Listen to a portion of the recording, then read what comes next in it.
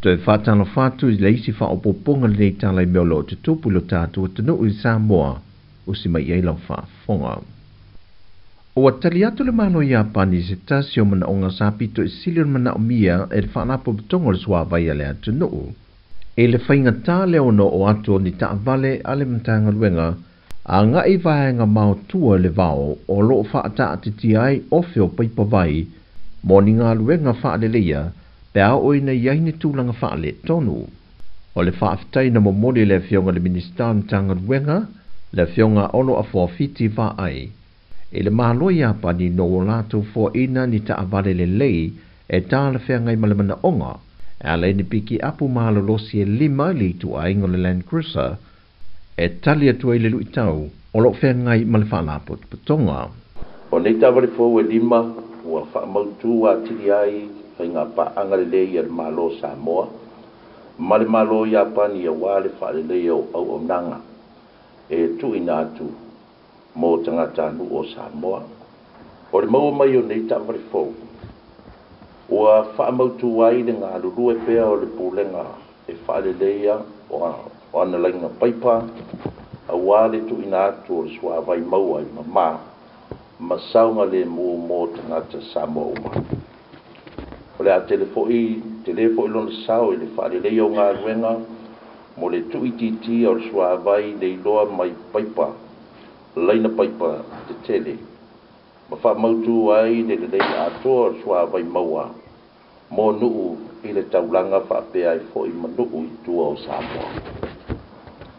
O ta vale nei e 5 na whaatupe mai le malo I Apani lalo ana polokalame fso swani mo antunu o le Pasifika au fia I ma Samoa. O le taua o whaio ia ta vale e tusa ma le lua se lau maltasi a fe lua se lau valu se fun ma le valu tala a Amerika. E le whale liwina e le 5 se lau valu se fun ma le fitu a fe tala a Samoa. E le titi le nganga fia whaafitai o le fionga le minister e le malo I Apani e ta walatu I lana komisine I Samoa nei. E nei foa I ta utele mo le atunu malonati nae. Mai il whaalapu putonga swa vai lava le atunu wata liu mai nise le au malanga le whaalapu putonga swa vai mani wha ai longa na tau a au ina i le whoontanga lona se fulma le 5 swa vai o atunu o le Pasifika le sau suia le atu kuki. Na wha ai loe le ofisa silio le whaalapu putonga ia fui mono Dominic Schrocker. E si lia i le lua se furu atunu e masani o na whaatasiatu o latu sui e peifoi o le whoontanga le whatu a maea. O le aunga le whoontanga na usui le atu kuki e sa idi awalai ni fofo I lui tau o lo whengai pemal swavai I le Pasifika. E le ngato le uti le swavai maua I le telo te me munga la aitau sanga. Ai o le lava foi o mea whainga luenga mamasini mo o mia e po e mawhaasau ina I le swavai e maua pei te mi uma. O wha I lunga iu o wha amani e ina I le au malanga Samoa. O le amani ia ina leo leitu ai ngā tautua siri o na le lei I au nanga atunu u tau swa vai le Pasifika. Mai e ilo le le lau a fono atunu. O lo a nga I lunga le lei o lo lato whaatino ina o awala ese e tali atua ilu I tau lo fisanga I pēa ma le Pasifika. Mai le tele ni atunu e masani o le whaamanu e nai.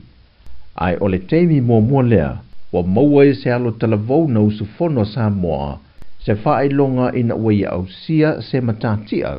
E ta ua le best customer service ai o isi whaelonga na lautungi ai Samoa. Ai sa ia isi awa Samoa fo pulenga tulanga le coverage e se ati awa se fuala ile benchmarking ile benchmarking fa tino ina to sang umma ma utilities umma Pasifika ia na pe fu ia ile performance. O le li engineer mai whalapu tonga suava ia Samoa ia whaumui nā tua wa ai lena ia mawaina ia whaelonga taua loa. Ua mole maule te whono le komiti o awa onga wha wau le asosialoia a Samoa, Sala Josephine Stowers. O le whanau na ngole asosi na ia whaalau tele ina lo latu to mai maleanga waa, e whina wina I mata o pol mamalu o le atuna u e luma o le whaamasinonga. O se whesoa swani alo ia ma whaamasino le malo diu sila, e le whainga pa anga le ma le asosialoia a Samoa, e whesoa swani mai ai e wha wau ia ha oa onga, e whaafoi nai pe me to tia mato mai e le whaatino i no la lato au nanga. O whaamasi no ngare vai aso le nei o loo sao whaia le au malanga le nei, pa te sei ma sui o aloa au onga mai le universite au au sa moe le papai ngala, la tau te moli mawina i le whaonga i no me to tia fausa o oina, e lo ia sa moa i le fina wina o la to mata o pui le whaamasi nonga. Moli mauni se o suisi ni o le asosia lo ia sa moa, lo lato matua tali sa paio ia o onga to e whaafoi nai me to tia no lato whaonga ina, a to ai mal whanau no ngai na iona ia ma whaawau pea ia o onga, e le ngata mo i lato o lewa, ai whaape fo ialo ma whanau o lea tunu o lo a ngai mai pea i lea matata. O tala fo ia mo le nei fo ia so tofi manuia tele lo tatu tunu o wha soi foia.